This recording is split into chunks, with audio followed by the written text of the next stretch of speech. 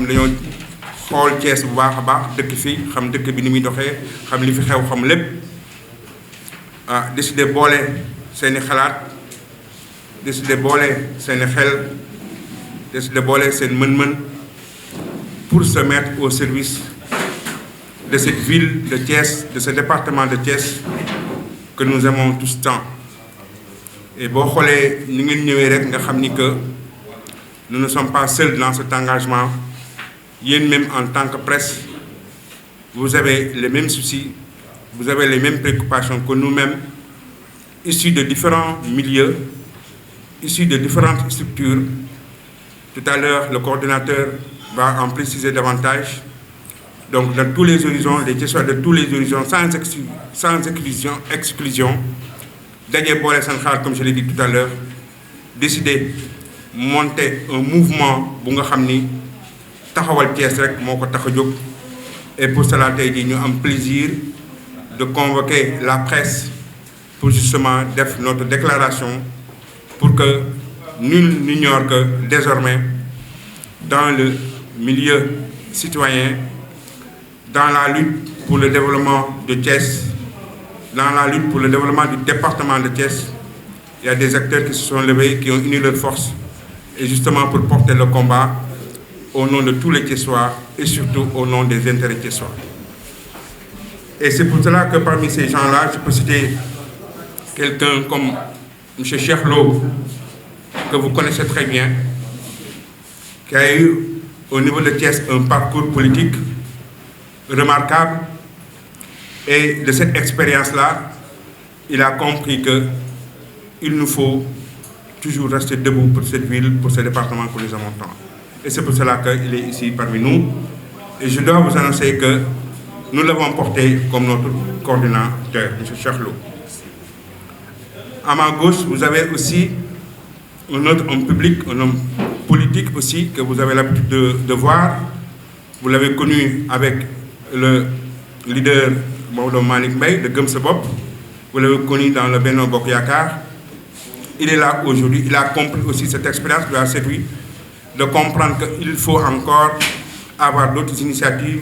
avoir d'autres stratégies pour que Thiès et les Thiessois soient défendus et leurs intérêts sauvegardés. Nous avons d'autres. Vous avez à ma côté ici notre sœur Aram, qui a un parcours syndicaliste remarquable et qui a aussi les mêmes soucis et qui nous a rejoints. Nous avons aussi M. Ousmane Faye, qui représente les jeunes et qui est là à notre côté,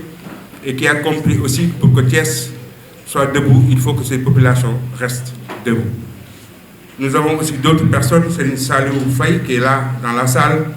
Ndeye Amy Dioum, Louis Mango, que vous connaissez, Denaba Sall, Pape Ndiaye de Djef Djel, moi-même, Abdou Khadr, M. Ousmane Faye. Donc ils sont nombreux, pour ne citer que cela, ils sont nombreux donc les Thiessois qui ont répondu à cet appel-là. Il y a aussi M. Babacar Lo, que vous connaissez, qui est là à côté, mon frère Babacar. Donc, tout à l'heure, j'ai entendu Babacar, son homonyme Babacar Ndao, de la presse lui dire que, puisque tu es là, je sais que c'est du sérieux. Alors,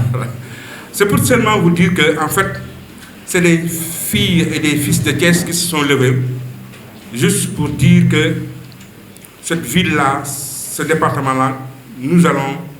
défendre les populations et défendre les intérêts de Thiès. Je n'ai pas besoin de revenir sur certaines choses, mais c'est partie de constat. Et tout à l'heure, le coordinateur va, disons, y revenir. Donc, la cérémonie va se dérouler de cette façon. Tout à l'heure, je vais donner la parole à M. Cheikh Lo, coordinateur, qui va faire donc la déclaration officielle de APT. Ensuite, nous aurons la déclaration des jeunes. M. Ousmane Faye va la faire. Et ensuite, la déclaration des femmes qui sera faite par Aram, qui est ici à côté. Après cela, donc, nous allons ouvrir les débats avec vous. Nous allons discuter avec vous par rapport à toutes les questions que vous aurez à soulever. yéen ñëpp ku nekk ci turam ak santam di sant bu baax sunu frère Mbengue bi nga xam ni lii ñu bëgg a jëmmal tey ba ñu koy xalaat di ko dox ba léegi mi ngi sunu wet dina encadrer di ñu xelal sant gërëm tous les membres fondateurs de APT te mu cité leen léegi mais sant gërëm journalistes yi nga xam ni tey teew nañ fii pour jotale sunu kàddu waa Thiès ville waa département de Thiès ak waa diaspora bi sant gërëm Karim Seck mii fi toog di yore mouvement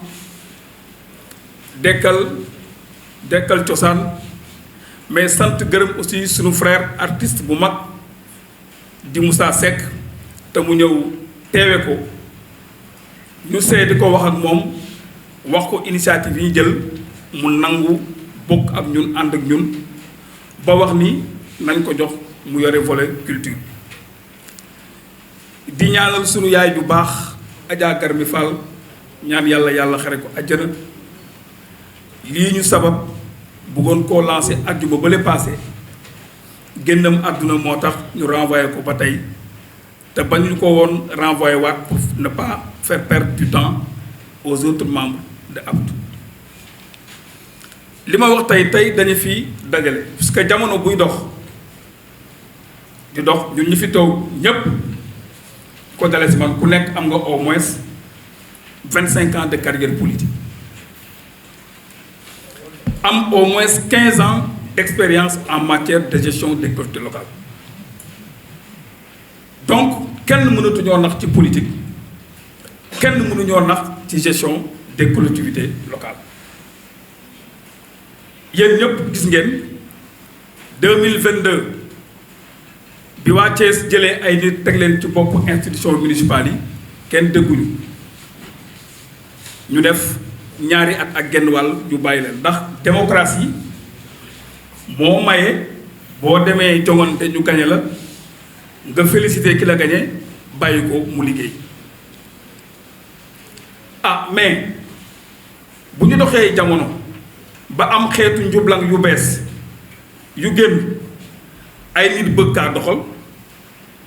citoyen bu nekk war nga am doxalin bu bees pour contrecarrer loolu moo tax ñu waxtaan ak ay citoyens yu dëkk Thiès ñun ñëpp ñu jàpp ni nañu taxawal benn kuréel plateforme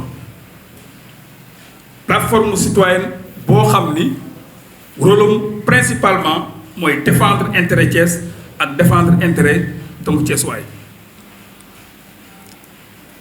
li ci mujj te ngeen gis ko te président de la République Bassirou Diomaye Faye wax ko waxaat ko muy affaire Mbourkat ñi nga xam ne ñoom la ñu dénkoon suñu institution municipale yi muy maire ba ñu demee ca commission ba war fa toogal waa Thiès seen bopp lañ fa toogal il a fallu la visite du président Bassirou Diomaye Faye ñu xam ci ñoom ku nekk ñaata parcelle lañ la jox te code des collectivités locales moo wax ni lu ñu jox maire bi même bu fekkee dañ ko may dañoo war a def délibération d'acceptation de don loolu amul bi mbir mi jógee ay Thiessois interpellé leen en particulier le maire de la ville de Thiès mu génn wax ni moom mënul def bilan ci parcelle yu ñu ko jox ci contexte boobu bi mu paree dafa am benn kilifa bu ma woo ne ma moom dafa jàppoon ni Babacar Diop gelawaar la mais bés ni ki tey gëm na ni Babacar Diop du gelawaar ci sujet boobu ma bëgg koo poser ñetti question mu wax ñu Babacar Diop nan la def ba déposer caution 30 millions élection présidentielle mu wax ñu aussi oto yi mu loué naka la def ba fay ko bi muy def parrainage ak bi muy def campagne présidentielle su ko waxul waa Thiès ñun dinañ ko wax waa Thiès il faut répondre à ces questions parce que il y a une exigence de vérité et de clarté. La transparence doit être érigée en règle pour le fonctionnement des collectivités locales ba ki mu wuutu le maire Talla Sylla mi mu wuutu yéen ñëpp gisoon ngeen ni juróom-benn weer yu nekk mu dajale waa Thiès wax leen seen alal ci juróom-benn weer yi fii laa ko dugal juróom-benn weer yi ci kanam lii laa fas yéene def donte des fois du ñu déggoo ak moom mais au moins érigé woon na la transparence mu nekk un acte de gouvernance man ba mu ñëwee toog le maire jël audience publique yooyu Talla Sylla doon def taxañ ko sànni ci poubelle bi laa ni narul jàmm donc il faut moom ak les autres maires qu'il y ait une exigence de clarté et de vérité parce que nombre de parcelles yi ñu doon jox ça tourne autour de 2 milliards presque bu ñu ko évaluer parcelle bu ne 5 millions c'est presque 2 milliards de francs CFA il faut ñu toll bërki démb rek ci wàllu culture ak aada moom dañ ko wax ne ko yow la waa Thiès dénk seen culture nga sàmm ko nga promouvoir la culture ak les acteurs culturels mu jël ci xaalisu Thiès jël un musicien bu dëkkul Thiès Alioune Mbaye Nder promouvoir ko ci xaalisu waa Thiès bàyyi de côté les jeunes musiciens yi dëkk Thiès c'est inacceptable et c'est un manque de respect notoire à l'endroit des artistes musiciens thiessois d'ailleurs de jeunes talents donc loolu li muy wane mooy maire bi fi jaar il n'est pas apte pour diriger les Thiessois parce que une ville boo xam ni Senghor nekkoon na fi maire Ousmane Ngom nekkoon fi maire Idrissa Seck le dernier ñoo xam ni ils ont marqué l'histoire de cette ville boobu ku fiy nekk maire da nga war a nekk Thiessois authentique pare da nga war a apte pour diriger les Thiessois moo wax ni la culture dafa am solo te aussi collectivité locale dafa laaj ay aptitude ma jox ko benn xalaat ci wàllu culture Thiès amul salle de spectacle la surface terrestre de la mairie de ville mat na au moins 10 000 mètres carrés l'espace aérien peut abriter une grande salle de spectacle à l'image du Grand Théâtre de Dakar fan lay jëlee xaalis bi ci PACASEN ou bien dans le cadre de la mutualisation avec les 3 maires de la ville de Thiès ou bien même avec un partenariat public-privé boobu xalaat la mën na nekk mais boo xamul collectivité locale amoo xalaat amoo xam-xam parce que nit ñi dañuy jaawale diplôme ak xam-xam ñi ñu gën a naw suñu dëkk bi dañu samp ay université demuñu fenn Cheikh Amadou Bamba El Hadj Malick Sy ban université la ñu génne pourtant ñëpp nangu nañ ne c'est des sommités intellectuelles hors normes wolof daf ni loo nekkul ndongaam doo nekk sëriñam il n'a aucun passé le maire de la ville au niveau des municipalités de Thiès donc il n'a aucune compétence beneen bi actuellement am na commune yuy def audience foraine ñoom bi ñuy ñëw dañu diggoon waa Thiès ne leen danañu wàññi seen coono maanaam danañu liggéey defar leen infrastructure yu bees danañu wàññi seen coono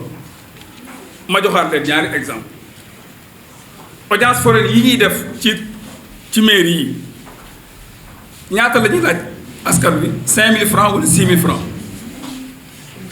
loolu xam ngeen ko dëgg la 6000 francs maire yi fi nekkoon ñaata la doon laaj 2000 francs wala 2500 2000 moo tax barki dem benn waaye na ma ñii may wuñu kayit dañuy jaay kayit loolu c'est des vérités palpables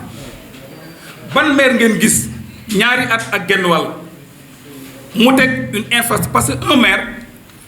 li ñu lay jugé mooy nga innover maanaam nga indi lu bees taal lampe loolu du lu ñu war a gërëme maire ndax lamp yi poto yi fi nga ko fekk jënd ampoule du sa xaalis dem defar ko du yow électricien bee koy defar donc bu loolu mënuñu ci juger maire wala an mbalit ak taal lampe yooyu c'est des compétences classiques de toutes les communes maire bu ko mënul moom jarul ngay toog mais lan ngay indi lu bees lan ngay innover indi lu bees loo xam ni sa prédécesseur def ko fi woon ci wàllu social chaque veille tabaski ramadan communes yi dañuy jàppale ci askan bi nga xam ni seen loxo jotul seen gannaaw tey ñaata la ñuy jox les populations tabaski bi 15 000 francs ñetti junni mën na jënd xar mais li fi nekkoon au moins daan nañ jox fukki junni wala juróom benn junni donc yii ma résumé rek wane na ñi fi nekk seen bopp lañ fi toogal en revanche bi ñu tegee la commission de redistribution des parcelles et foofu ñu gërëm le receveur des domaines Alain Paul Sène taxawaay bi maire yi waroon am ci commission bi taxawal fa waa Thiès défendre waa Thiès li maire yi waroon def moo ko def ba bu commission bi toppoon ses réquisitoires maanaam joxoon ko 150 hectares Thiès waa bu déposé woon une demande de parcelle di nga am benn parcelle au niveau de Mbourkat mais maire yi dañu ne ñoom li leen yitteeloon lañ leen jox seen quota parcelle rek ñu dem d'ailleurs même on leur avait proposé parcelles yooyu ñu leen jox ñu fexe ba def ay remises symboliques publiques devant les Thiessois ñu bañ na duñ ko def donc ñooñu bu ñu toogee ne dañoo nekkal waa Thiès du dëgg seen bopp lañ fa nekkal te nous avons donné autant d'exemples que ñoom seen bopp lañ fi nekkal léegi jot na citoyens yi seen bopp jóg taxaw moo tax ñu jóg man ak El Hadj Diallo bokkuñu parti politique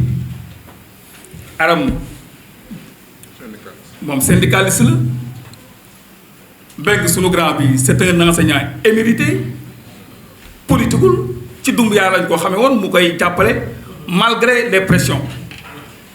ak Ousmane mi ak tous les membres fondateurs ñu ne nañu jóg taxawal une plateforme pour la défense des intérêts de Thiès et des Thiessois ñun nag APT n'est pas un mouvement politique mu leer les partis politiques dañu am idéologie di aspirer à gouverner ñun amuñu idéologie suñu slogan mooy pour Thiès je m'engage quelle qu'en soit la cause donc ak foo mën a bokk ak foo mën a bàyyi ko yow Thiès nga dëkk tu es un citoyen de Thiès donc suñu dénominateur commun yu ñëpp borom su sago mooy Thiès jag mooy Thiès baax la voirie est presque inexistante ñu ne nañu taxawal APT yaatal ko suñu champ d'action moo nekk la ville de Thiès ensuite le département de Thiès nous allons faire tous les 57 quartiers de la ville de Thiès waxtaan ak les groupes sociaux ya fa nekk wax leen ñun li ñu xam te ñoom xamuñu ko buñ ci jógee on va faire les 12 communes du département de Thiès un week-end une commune comme un week-end un quartier ce qui nous fera au moins 1 an 3 mois Thiès jaral nañu ko parce que Thiès la ñu juddoo fii la ñu jàngee fii la ñu màggee fii la ñuy liggéey fii la ñu amee lépp donc poste conseiller municipal sax moo ñu gënal poste député pour la postérité ndax liggéeyal sa dëkk wala liggéeyal sa ville non seulement mérite la mais c'est une grande responsabilité je pense ci gàttal loolu laa amoon lu may éclairer di ñaan tous les Thiessois góor ak jigéen ñu rejoindre ñu dans cette longue marche pour que Thiès devienne une ville moderne, une ville prospère. rawatina waa képp kuy membre APTU maa ngi lay nuyu di la sant presse bi ñun nag suñu code duñ ci bëri jeunesse yi rek laa bëgg a m'adresse je m'adresse uniquement aux jeunesse lii defe naa ne ñun ñoo ko waroon sax yëkkati ndax bu ñuy wax Thiès jeunes yi tax ñuy wax Thiès bu baaxee ñun jeunes yi ñoo ko war a baaxal te gëm naa ne beneen doomu réew du jóge fale di ñëw di ñu defaral Thiès kon ñun jeunes Thiès yi ñoo war a defal Thiès kon nag maa ngi woo ñëpp képp kuy jeune te bëgg Thiès baax rek maa ngi lay woo ci APTU bi nga ñëw kenn moomu ko ñun ñii dañ cee bokk rek mais moomuñu ko Thiès a ko moom kon nag ku Thiès mu ñor rek te nga bëgg développement Thiès jëm kanam ñu ngi lay woo ku fekkee ne rek képp ku fi nekkee rek gis li fiy dox te bëgg nga mu deñ ñu jaaral ko ci yoon rek ñu ngi lay woo ci mouvement bi bari na trop lu fiy deñ te ñun jeunes yi ñoo ko war a lijjanti fu jeune nekk fi Thiès rek am na lu la metti pourquoi pas ñun jeunes Thiès yi fii ku nelawul ba yendoo kër moo la ko xañ ñun ñëpp dañoo war a am kër ñun ñëpp dañoo war a dem liggéey terrain yi jël di ko séddale ñeneen ñoo xam ne ay dëkku réew yeneen dëkku jàmbur lañ bàyyi jeunes Thiès yi pourquoi pas ñun waa Thiès ñu moom ko ñun Thiès lañ dëkk Thiès lañ juddoo Thiès lañ yaroo Thiès lañ màggee kon nag bu ñu amee lu mel nii opportunité la pour ñun jeunes yi ñëpp ñu ñëw jàpp ci maa ngi woo jeunes Thiès yëpp fu jeune mën a nekk ak foo mën a bokk maa ngi lay woo nga ñëw jàpp ci affaire yi waaw wasalaam. sama mbokku Thiessois ak sama mbokku Thiessois yi ma fekk di nuyu sama waa panel bi ma bokkal muy waa APTU di nuyu suñu mbokku journalistes yi di nuyu suñu invité fi teew yëpp di leen dalal jàmm man nag je parle au nom des femmes ndax damay jigéen dëkk Thiès juddoo fi màggee fi di fi liggéey bokk ci benn syndicat bu ñu woowee SADEF représenté fi sama coordinatrice dama bokk APTU nag en tant que femme en tant que Thiessoise parce que li ñu ci war a lijjanti ak li ñu ci war a wax bëri na te dañ ne fu góor nekk rek jigéen war naa nekk ci wetam jàppale ko te Thiès du góor ñi rek fi nekk ñun jigéen ñi am nañu fi wàll li ñu ci war a lijjanti bëri na ndax jigéen lu mu bokk rek defe naa du safe du neex moo tax man en tant que femme moo ñëw dugg ci APTU bi xool Thiès aussi comme fi lañ juddoo fi lañ màggee li ñu fi war a def bëri na responsabilité yi ñu fi war a mën a am bëri na ndax su ma naan yow fajar di liggéey damay gis jigéen ñi nekk ci marché yi ñu ngi dawul lu yóbbu seen njaboot pour jàppale seen borom kër yi te defe naa ni Thiès aussi kon war nañ fi am benn poids boo xamante ni li fi liñ loxumat yëpp war nañ ci dugal suñu loxo xool en commençant par mon quartier ci Dépilo dafa nekk quartier bu enclavé wu am na ay membres du quartier yi fi nekk depuis des années tali bi dugg sama biir kër ba dem ci rond-point bu Transrail bi ñaata at mi nga yàqu pour chauffeur dugg fa sax problème leen doon te mairie baa ngi te moom rôle am na pour mu ñëw saytu ko war ko def ak yeneen ak yeneen ak yeneen jigéen yaa ngi ci quartier yi bu inondation amee ñoom dañuy sonn ak seen njaboot yi pour jóge seen kër dem marché war nañ jug taxaw koñ yooyu di taa ak ndox yi fay taa ñu di leen jàppale defar koñ yi parce que ñooy xëy fajara ñooy xëy nekk ci kër yi ñooy kurti kurti góor ñi uti lu ñu jox kon war ñu ba croiture yu baax rek bàyyi góor ñi di dox jigéen ñi dañu war a jóg ni góor yi takkee tuba ñun noonu lañu takki suñu kër sër moo tax may woo képp kuy jigéen ku nekk Thiès gëm sa bopp gëm Thiès di doomu Thiès nga ñëw ñëpp ñu àndandoo ñun jigéen ñi ànd ak suñu càmmir yi xool lépp loo xamante suñu loxo war na faa dugg ñu dugal ko fépp suñu laamee war a dem ñu de yóbbu ko fa waruñu toog ci kër yi rek di fa xaar ak góor ñi déedéet dañoo war a jóg xool fépp fu Thiès am problème lépp lu lënam suñu xel ci biir Thiès war nañ ci dugal suñu loxo dugal ci suñu bopp parce que on est des responsables comme les hommes maa ngi nuyu ñëpp di jégalu ñëpp. APTU, Alternative pour Thiès émergent, est un mouvement citoyen indépendant créé par des Thiessois engagés. Il se veut d'être une sentinelle de veille et d'alerte, une force de proposition constructive, un porte-étendard pour la défense des intérêts de Thiès et de ses citoyens.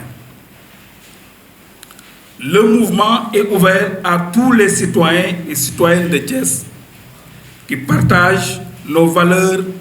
de responsabilité, de transparence et d'initiative. APT est né à la suite de constats suivants. 1. Beaucoup de dysfonctionnements et de manquements dans l'exécution des politiques publiques locales. La rétrogression de la ville en termes de voirie et d'infrastructures. Thiès peut et doit être un poumon, un levier, un pôle, une ville à la fois industrielle, universitaire et culturelle, une capitale économique. Elle réunit et renferme toutes les potentialités. APT a pour objectif de veiller sur les intérêts de Thiès et des Thiessois, d'alerter sur toute orientation et ou fait à l'encontre des intérêts de Thiès et des Thiessois, de proposer des alternatives pour préserver les intérêts supérieurs de Thiès et des Thiessois. Nous appelons tous les Thiessois à nous rejoindre pour donner à Thiès et aux Thiessois la place méritée. Voilà la déclaration préliminaire.